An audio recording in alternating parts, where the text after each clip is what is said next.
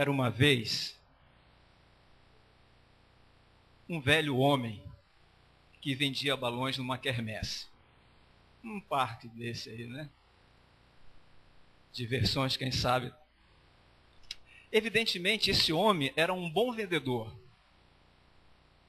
Um bom vendedor.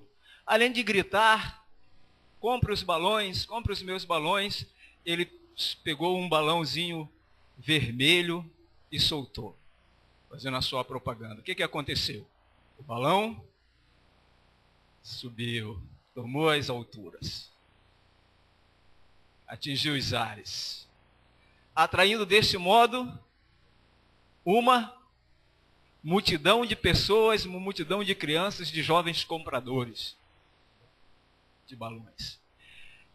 Havia perto daquele homem um meninozinho negro. Estava só observando o vendedor negro e, logicamente, apreciando os balões de todas as cores. Depois do vendedor ter soltado o balão vermelho, ele soltou o balão azul. Ele soltou o balão azul. Depois, o amarelo. E, finalmente, ele soltou um balão branco. Balão branco. Todos foram subindo, subindo, até sumirem de vista. O menino, de olhar atento, seguia cada um daqueles balões. E ele ficou imaginando mil coisas. Na sua cabeça, mil coisas. E uma coisa aborrecia aquele menino. O que aborrecia aquele menino? O vendedor não havia soltado ainda o balão preto. O vendedor não havia soltado o balão preto. Então ele se aproxima do vendedor e lhe pergunta, e faz uma pergunta. Moço, se o senhor soltasse o balão preto, ele subiria tanto ou mais que os outros? Ele fez uma pergunta. O vendedor de balões sorriu compreensivelmente para aquele menino, pegou a linha do balão preto, arrebentou a linha e o balão preto subiu. Enquanto ele olhava, o balão tomou os ares. Qual a lição que a gente tira daqui? Não é a cor, não é o exterior, e sim o que estava dentro do balão é que fazia os balões subirem. Não importa a sua cor, mas não importa o que nós somos por fora às vezes, mas o que importa é o que nós somos por dentro. É isso que faz o balão subir. Isabela, muito obrigado pelo hino. Combinamos, não sei nem teu telefone, eu sabia, não sei nem seu telefone. Que hino maravilhoso, hino que nos enche, né, no nosso cenário, amém por isso. Que Deus continue te abençoando. E quem sabe mais tarde você volte a cantar esse mesmo hino. Não é? Amém. Vocês leram o boletim? Só fazer um pequeno comercial aqui, Charles. Hoje não vai haver programa jovem, em virtude do Colíder, e também de uma programação que está acontecendo aqui em Padre Miguel. E se deve aproveitar, a programação é importante. Mas quando a nossa igreja estiver pronta, Charles, estiver bonita, nós vamos fazer com que as pessoas venham para a nossa igreja. Aí nós vamos ter condição de chamar conjunto, de chamar grupo, não é? Brincando. Mas no próximo sábado, será o lançamento do tema do ano, Geração Esperança. Amém? Vocês sabem o que é Geração Esperança? O que é Geração Esperança? Eu ainda não vi, todo o esboço do programa eu ainda não vi, mas o que é Geração Esperança? Esta é a geração que vai falar de Cristo para o mundo, que vai falar que Cristo vai voltar, e essa é a geração que vai ver Jesus voltando nas nuvens dos céus. Então, no próximo sábado já está preparado, né? teremos surpresas aqui no próximo sábado. Então, todos estão convidados. Mesmo que apareça uma outra programação, não vão, porque você vai perder metade da sua vida.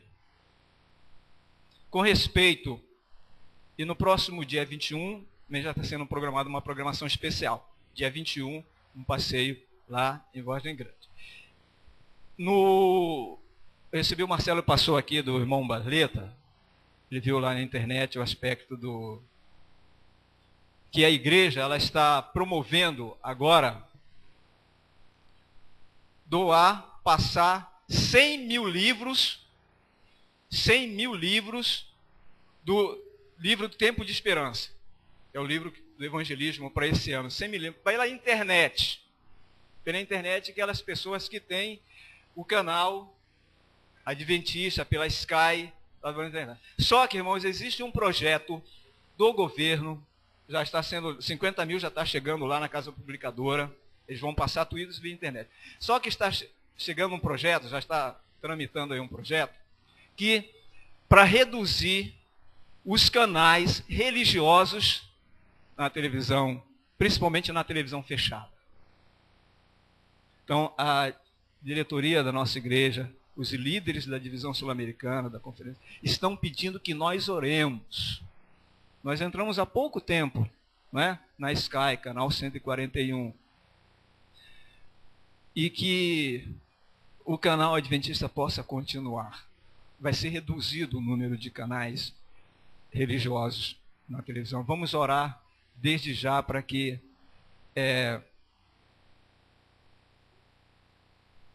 o nosso canal possa continuar, porque muitas pessoas que só seriam alcançadas através desse meio. Umas pessoas que serão alcançadas através dessa. Então, está aqui os nossos avisos. Qual o pensamento que você acha que Deus tem de você? Que pensamento Deus tem de você? Que pensamento Deus tem de nós?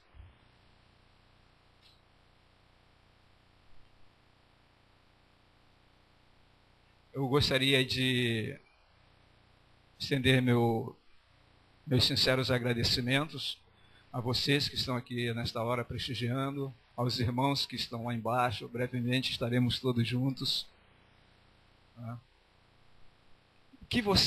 Qual você acha o que é o pensamento de Deus a seu respeito?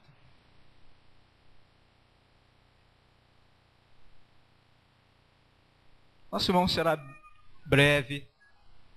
Já estamos ali, 11h20. Mas o que vocês acham? Qual o pensamento que Deus tem de nós? Como é que está o mundo nosso? A gente está falando 2010. Outro dia abriram um programa de jornal, se não me engano foi o Jornal Hoje, que um colega meu falou, em que os âncoras ali, que é o Evaristo e a Sônia Annenberg, falaram só de terremoto do Haiti, terremoto não sei de onde, do Chile, agora não sei se foi a semana, o enchente lá da Ilha da Madeira, enchente na Europa, incêndio lá não sei aonde, e eles pararam, no momento eles pararam e olharam um para o outro e disseram: nós só trouxemos notícias de catástrofes até agora. Qual a explicação para isso? Quinta-feira estava no cliente aguardando o atendimento. De repente surgiu a conversa do terremoto do Chile. Do terremoto do Haiti. E as pessoas foram se chegando. E nós fizemos uma roda, eu estava com o meu sócio, e outras pessoas conversando a respeito desses acontecimentos. Alguns dizendo que era o fim do mundo, mas com uma compreensão um tanto distorcida da Bíblia.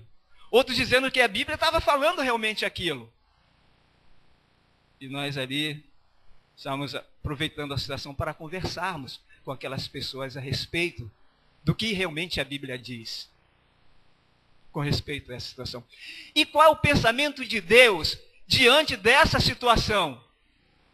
dessas catástrofes. Brasil, muitos dizem que Deus é brasileiro, que no Brasil não acontece nada.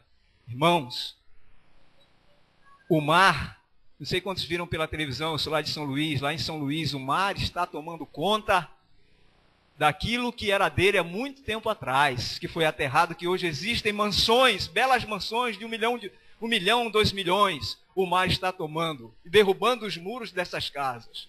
Recife, também está acontecendo a mesma coisa. Não precisamos ir muito longe. Aqui em Altafona, lá perto de Gruçaí, aqueles tiveram a oportunidade.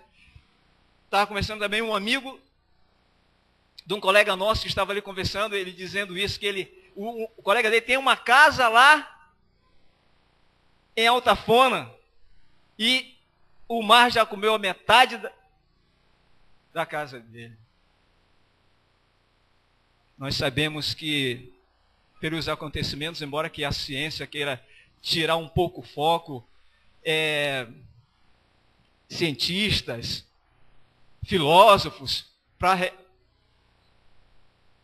não o foco da profecia, do retorno de Jesus a esse mundo, e um dos problemas maiores que nós enfrentaremos como igreja é a situação dos falsos profetas.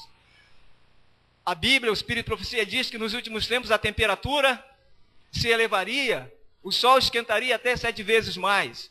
Há pouco tempo apareceu um cientista brasileiro que disse que isso é maior, que não tem nada a ver. Por causa daquele frio que aconteceu ali nos Estados Unidos, Europa também, estava muito frio nos Estados Unidos, que é o contrário, que vai acontecer o contrário.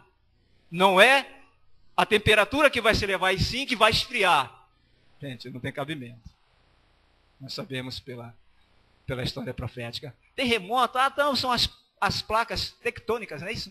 As placas que se chocam, que não sei o que. Não.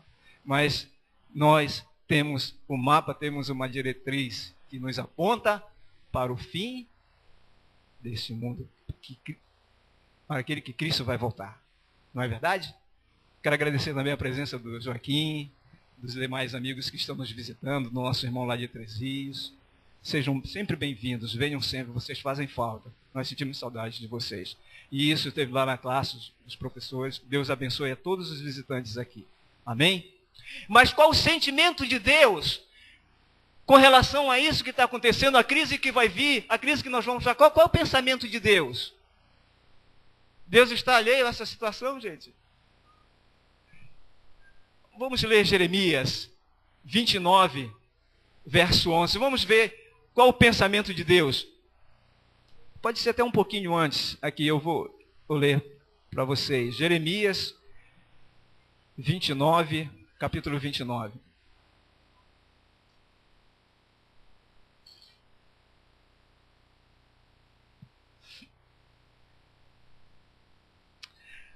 Lá, o título lá em cima é a carta de Jeremias aos cativos de Babilônia. Talvez nós estejamos num tipo de cativeiro. Ou talvez nós vamos enfrentar ainda o cativeiro, como aquele povo enfrentou. Nossos cativeiros são diferentes, proporcionalmente diferentes. Você pode estar enfrentando um cativeiro por ser fiel a Deus, estar desempregado. Não sei. E qual o pensamento de Deus a esse respeito? Diz que essa carta foi mandada, verso 3, por intermédio de Elasa, de algumas pessoas aqui, que o rei Zedequias havia enviado à Babilônia, Nabucodonosor. Nabucodonosor já havia invadido Babilônia um tempinho antes.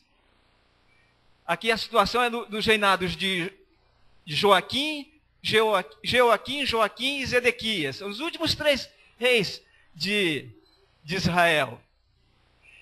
E algumas pessoas já estavam no exílio. Alguns líderes, inclusive alguns foram mortos por causa da obstinação dos reis e não atentarem para o mandado de Jeremias, que eles deveriam, aceitar o juízo de Deus, aceitar a determinação de Deus. E nesse caso aqui, no tempo desse rei Jeconias, que é o rei Joaquim, ele manda essa carta para aqueles que já estavam lá no exílio. Os primeiros ou os segundos. O primeiro, Daniel, inclusive, é o primeiro. O cativeiro de Israel, irmãos, ele começa mais ou menos ali, ano 605 a 607, tem aí algumas coisas, diferenças de datas, que não é o nosso assunto aqui, mas seria mais... E termina lá, quando Ciro dá o decreto que eles poderiam voltar. Isso é lá no ano 537, 538, lá, quando Medo-Pérsia invade ali Babilônia. Né? Dependendo do mês é que vai dar 538, 539, dependendo do mês. E Jeremias já havia pregado desse cativeiro dos 70 anos, que seria 70 anos, em virtude do povo não ter seguido as verdades, os mandos que Deus havia determinado para eles. Haviam se afastado da idolatria, por isso eles agora estavam tendo o juízo do cativeiro. E o cativeiro, eu estive lendo, não era de todo ruim não, gente. Existiam algumas coisas interessantes. Se eles fossem fiéis lá à Babilônia, eles seriam prósperos. Tanto tem uma parte que Deus, não, construam casas lá, casem, não seria de todo. Se eles obedecessem, se eles atentassem para os reclamos de Deus. Só que eles se rebelaram. Muitos, aí sofreu a consequência. Mas no nosso caso aqui, então ele manda, e assim diz o Senhor, verso 4, dos exércitos, o Deus de Israel, a todos os exilados que eu deportei de Jerusalém para a Babilônia. Preocupação de Deus aqui, de Jeremias. Né? Edificai casas, habitai nelas, plantai pomares, comei fruta, um conselho. Tomai esposa, gerais filhos, não é? Esposa para os vossos filhos, vivam uma vida normal. Procurai, verso 7, a paz da cidade para onde vos desertei. Era Deus quem estava no controle, gente. Não devemos nunca esquecer disso, quer seja terremoto, tempestade, enchente, fim do mundo, Deus vai estar sempre no controle. Não devemos perder isso de vista. Procurai paz para onde vos desertei, e orai por ela ao Senhor, porque na sua paz vós tereis paz. Olha, se eu estou... Quem faz o ambiente não é você? Diz. Se você semear a guerra no ambiente, na sua vizinhança, o que vai acontecer? Isso acontece bastante. Vizinho que não se dá bem com os outros, não tem paz ali, fica pedrada todo dia, e garoto invadindo, e uma série de coisas. Promover a paz, procurar a paz, tanto fora como aqui dentro da igreja, principalmente, não é? Porque assim diz o Senhor dos Exércitos, Deus de Israel, não engane os vossos profetas, não vos engane os vossos profetas que estão no meio de vós, nem os vossos adivinhos. Aqui a situação é séria, porque o problema lá no tempo de Israel, no tempo de Jeremias, eram os falsos profetas. Jeremias havia dito por Deus que o cativeiro duraria quantos anos? 70 anos. Aí veio alguns falsos profetas, principalmente um, e disse que não, que era mentira. Que Jeremias estava mentindo, que Deus não estava falando a verdade, que o cativeiro só duraria apenas 2 anos. 2 anos. Naquele tempo já, o aspecto do falso profeta. E hoje também, não, é a natureza. É a natureza. É o homem que está fazendo. É o homem que está fazendo. É todo um contexto, mas não podemos esquecer que é o prenúncio da breve volta de Jesus. Quando Jesus falou com os discípulos, e os discípulos perguntaram para ele, Senhor, quais seriam os sinais da tua vinda? Antes dele mostrar os sinais, quais só seriam os sinais? Guerra, fome, terremoto, rumores de guerra, por aí. Antes de Jesus falar isso, o que ele falou? São Mateus 24 e Lucas, logo no início. 24:3, se não me engano, Mateus 24:3. Acautelai-vos dos falsos profetas. Aí depois ele vem e mostra esse aspecto aí de falso profeta. A gente tem que estar aqui, ó, para não sermos enganados. O bombardeio vai ser muito. Primeiros escritos aqui, não vai dar tempo, podem ler, página 92, 93. Satanás vai fazer tudo, irmãos, para enganar o mundo, para enganar o povo, trazendo apóstolos, através do espiritismo, pessoas que falaram naquele tempo lá atrás, no tempo da reforma, que o mundo realmente iria acabar, que as coisas, tá conforme a Bíblia, vão voltar personificado em anjos dizendo que era mentira. passando do outro lado, fazendo com que muitas pessoas aceitem. Ué, vai dizer que o céu é um lugar, não tem problema, um lugar para o ímpio, aquele que fez bastante mal, que não aceitou a Cristo, eles estão lá no céu. Primeiros escritos, não vai dar tempo para a gente ler tudo, mas eu gostaria de deixar aqui para vocês, seria isso aqui. Porque falsamente profetizam em meu nome, eu não diz o Senhor, assim diz o Senhor, logo que se cumprir para a Babilônia 70 anos, atentarei para vós outros e cumprireis para convosco a minha boa palavra. Amém, irmãos? Deus disse que duraria 70 anos. E que no final desses 70 anos, Deus os traria de volta para aquela terra maravilhosa. Pode ser que nós estejamos no cativeiro. Nós estamos no cativeiro. Não é verdade? Ou essa terra aqui, você está satisfeito com essa terra? Eu creio que nós estamos no cativeiro. Nós fazemos todas as coisas que o mundo faz. Você pode estar no cativeiro quando você, num restaurante, a sua comida, e você inclina a sua cabeça para orar. Você pode estar no cativeiro. Nós temos, fazendo analogia, fazendo um paralelo, nós estamos no cativeiro. Na escola, não é? No trabalho. Mas olha o pensamento de Deus, irmãos. Aí verso 11, coisa linda. Eu é que sei que pensamentos tenho a vosso respeito. Pensamentos de quê? Amém, irmãos? Pensamentos de paz, não de mal, para vos dar o fim que vocês desejais. Irmãos, pensamentos de paz, mesmo lá no cativeiro, lá longe da sua terra, pensamentos de paz. E Deus é o mesmo pensamento que Ele tem para nós hoje, diante dessa turbulência, toda a situação do mundo, da breve volta a Jesus, da crise, da perseguição que vai vir a igreja. Ele tem para conosco pensamentos de paz. Amém por isso. Que Deus maravilhoso é esse. Agora existe o aspecto da escolha, que a lição falou, ou você escolhe esse lado, ou você escolhe os falsos profetas.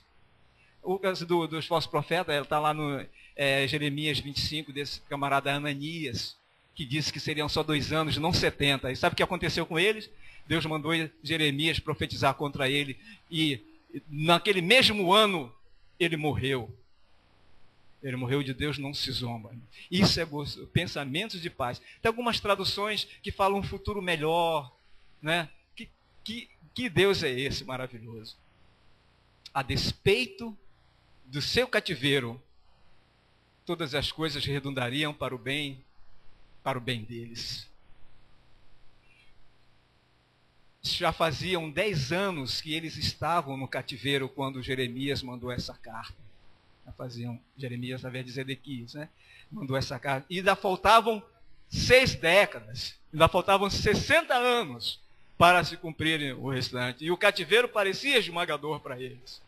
Às vezes não acontece com a gente. Será que Jesus vai voltar mesmo? Eu não aguento mais lutar, não aguento mais, é tanto problema, não aguento mais.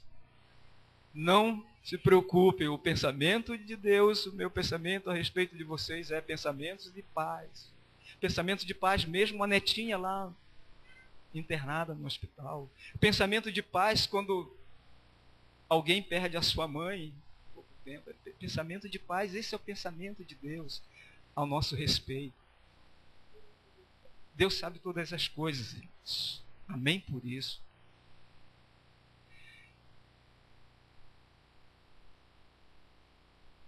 Ainda estamos respirando 2010, não é? Ainda estamos respirando 2010. O mundo ainda está no início do ano, já está caminhando, né, já para o meio, mas ainda estamos respirando 2010. E constantemente somos assaltados pela lembrança de que ainda estamos presos à terra sob a escravidão de um cruel e satânico controle deste planeta. Não é verdade? Olha aqui, irmãos, Deus não declarou aqueles que vivem nos últimos dias quantos anos teriam de esperar? Tem isso na Bíblia. Que Jesus vai voltar daqui, não marcou a data da volta de Jesus, não disse quanto tempo teríamos que esperar. Ele deu uma predição sem data marcada, mas ele garantiu que o libertamento final viria, seria verdadeiro. Jesus, quando terminar a história desse mundo, próximo a terminar a história desse mundo, Jesus aparecerá no firmamento para a nossa alegria. Amém, irmãos? Amém. E brevemente, a gente pode ver, ele não marcou data. São João 14, 1 a 3. Não é? Apocalipse 22, 20. Venho sem demora, mas não disse. Mas não se preocupem. Não nos preocupemos, porque enquanto você aguarda, enquanto eu aguardo, enquanto eu estou no cativeiro e aguardo a volta de Jesus, o meu pensamento para você, meu jovem, minha jovem, meu irmão, minha irmã, é pensamentos de paz. Não nos esquecer isso. É pensamentos de paz. No meio deste mundo realmente de apreensão, os pensamentos de Deus são a nosso respeito são de paz. E esses pensamentos brotam de um amor que permite a tanto aos anjos quanto aos homens, a liberdade de escolha. Aí é que está a nossa parte.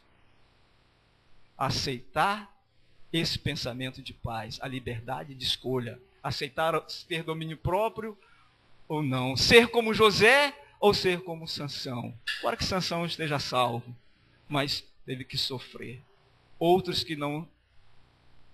Nós temos exemplo de outros que não vão estar salvos porque não decidiram, não escolheram estar do lado de Deus. E uma das coisas mais maravilhosas que nós temos na Bíblia é a liberdade de escolha, o livre-arbítrio. Foi bem comentado na lição. Graças a Deus que ele não nos fez robôs. Não é? Deus arriscou-se a muita incompreensão ao permitir esta liberdade. Seu caráter seria difamado. Foi isso que Satanás fez?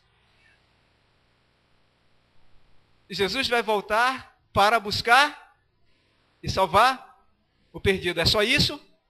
É só isso? Jesus vai voltar só para isso? Só por causa disso? Não.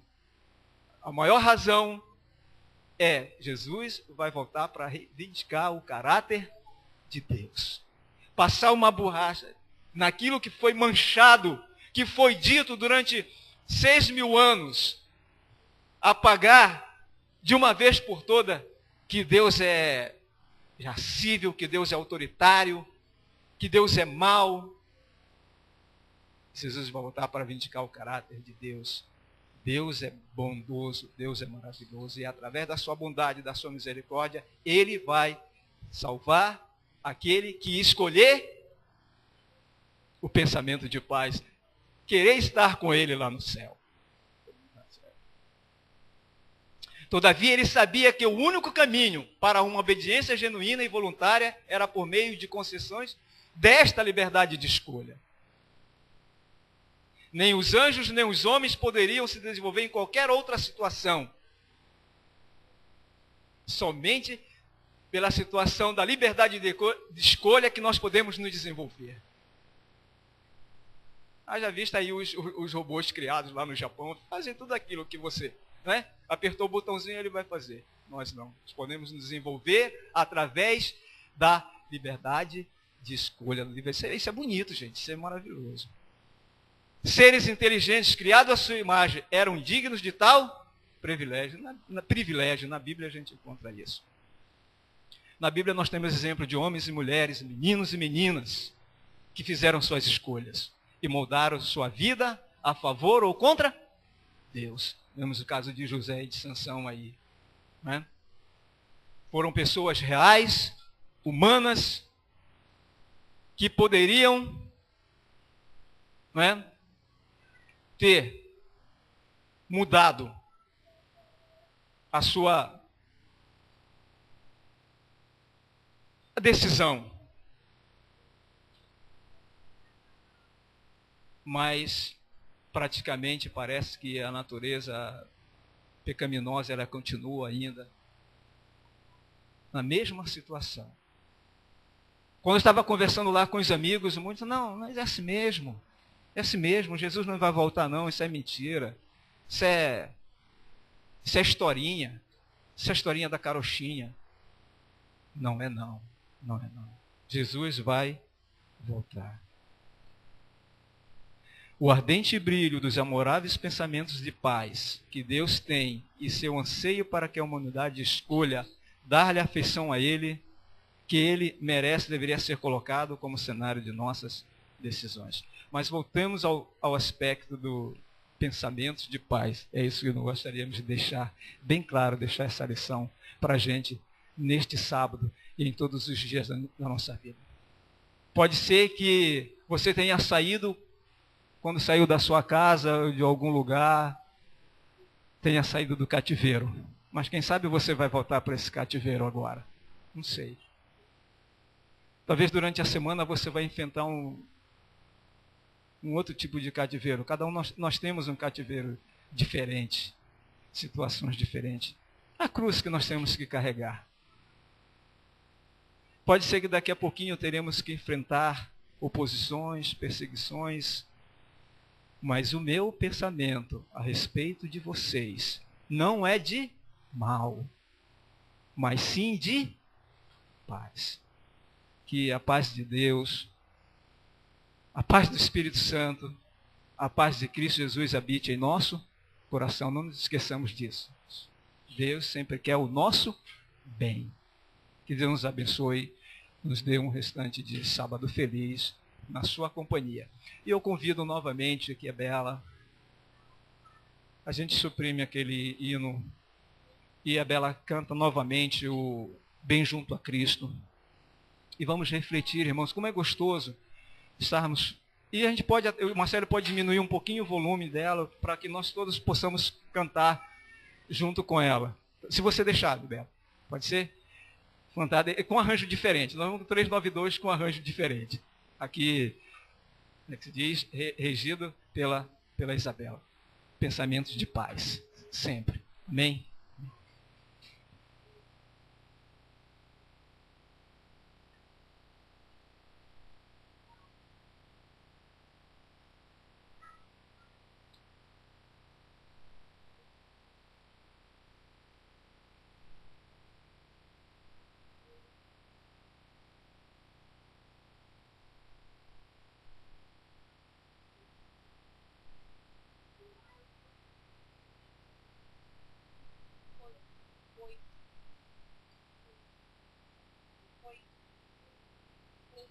O hino é 392.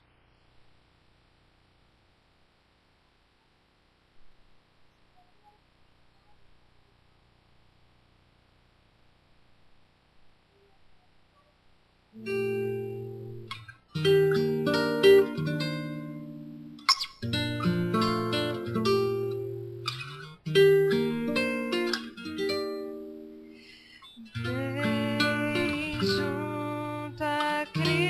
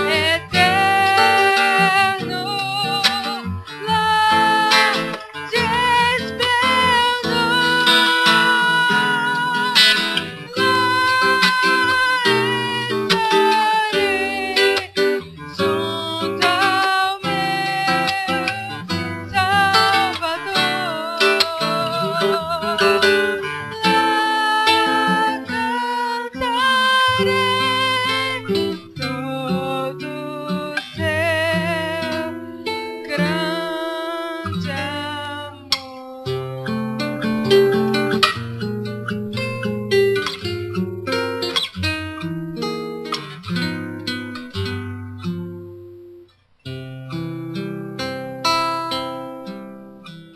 Muito obrigado, Senhor, pelo teu amor, pela tua paz. Obrigado porque os teus pensamentos para nós, sobre nós, é pensamentos de paz e não de mal.